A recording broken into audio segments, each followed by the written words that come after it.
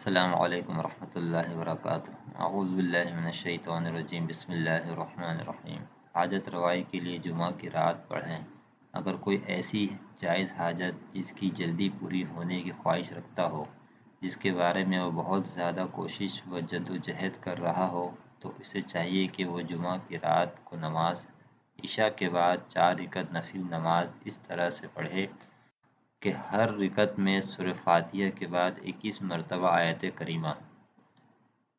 کریمہ یہ ہے: لا الہ الا انت سبحانک انی کنت من الظالمین پڑھے۔ نماز سے فارغ ہونے کے بعد 111 مرتبہ آیت کریمہ نہایت توجہ اور یکسوئی کے ساتھ پڑھے، پھر 21 مرتبہ درود پاک پڑھے اور اللہ تعالی سے عاجزی و انکساری کے ساتھ دعا مانگے۔ اللہ تعالیٰ بہت جلد اس کی حاجت پوری کر دے گا، بہت جلد اس کی حاجت پوری ہو جائے گی۔